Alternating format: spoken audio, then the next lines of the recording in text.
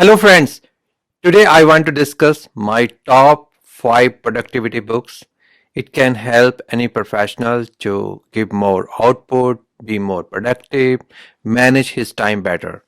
On number 5 is The 4-Hour Work Week by Timothy Ferris. It's little bit controversial. Nevertheless, it has a lot of good productivity tips. Some good tips from this book which I got was avoid information overload. You don't have to read every information that websites are pushing us, that vendors are sending us articles. So select your information, be smart about information. We live in age of information overload. We have too much information. It is free online and people are pushing a lot of information towards us. Some information may be good, some information they may have agenda. So choose your information wisely, choose your content wisely. Second tip from the book was to batch tasks. What does that mean? Suppose you are replying your email. Instead of replying every email every 5 minutes as they arrive, set up some time in the morning, in the evening, in the afternoon to answer those emails so that you can do some productive work when you are not dealing with emails. And third nice concept he came was virtual assistant. You can find, if you are doing some repetitive tasks which can be delegated and you have limited budget, you can find some virtual assistant in some other country and save your time. On fourth place is Getting Things Done by David Allen. I think this is the Bible of all productivity books. It is the Bible of how to build a system to get things done in a productive way, in a timely manner. He recognized to be able to work done, you have to prioritize your tasks, you have to focus them. When you focus on the task, things get done. So he gave you a system whenever you get a email or some task to be done. See whether you can get it done in 5 minutes. If not, put it in a queue and then put a priority on the queue. Oh, it is high priority. Create it as a project, then create tasks and deal with them. On number third is 80-20 principle. This is also one of the best productivity. This is based on a Pareto principle. There was a philosopher who found out that 80% of wealth is owned by 20% people, and he found this very 80-20 principle very common in the life, that a lot of time we get some work. 80% of work can be done by 20% effort, and the rest of the work takes a lot of time. And I have seen Microsoft found out, like, if they fix 20% of Microsoft found if they fix 20% of product, it can satisfy 80% of their clients. So you have to choose your which bugs you are fixing wisely. I have personally used this. I have personally used this principle. I was working on a tool where we have to implement functionality. Whenever we have to whenever we have to finish functionality, there were a lot of use cases. 80% of the use cases could be done very easily, but rest of the 20% cases would take a lot of time. So what we did, we just implemented 80% of the cases and asked our business users, do they want us to work on the rest of the 20% cases? It's a high effort.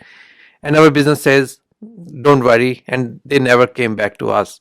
So it's a very good principle. It is about finding which work is high priority, which I think 80-20 thinking is strategic thinking. It is finding about which work is important, which work is not important, where you should focus your energy on.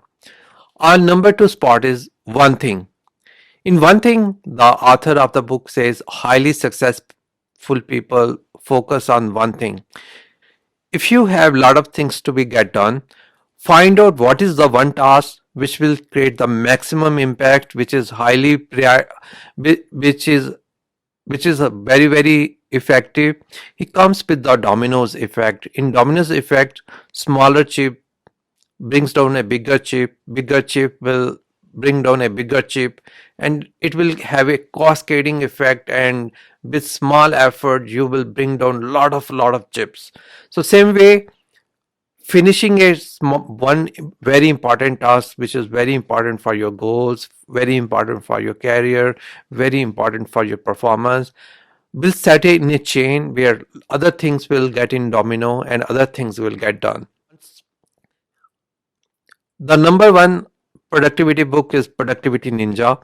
It is very modern. It takes the work of getting things done by David Allen and adds to it.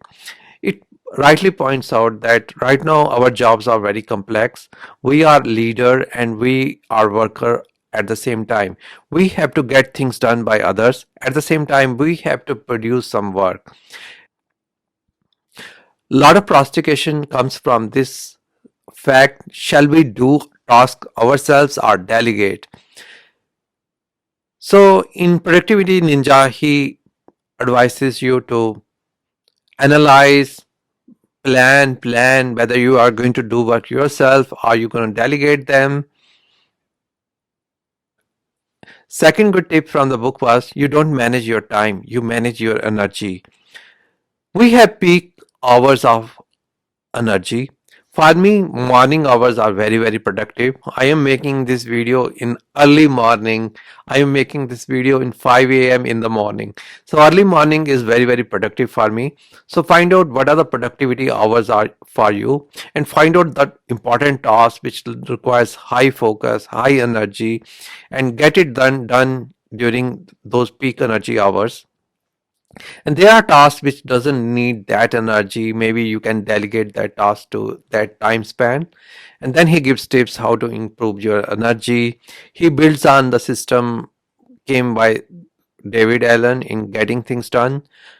It's a little bit more improved tasks, okay, where you collect information, analyze, come up with tasks. So the key behind productivity is you need to know what you need to done, keep analyzing, uh, keep things up in proper. Another good suggestion I got from this book was, instead of creating multiple folders for your emails, just create big folders and dump them.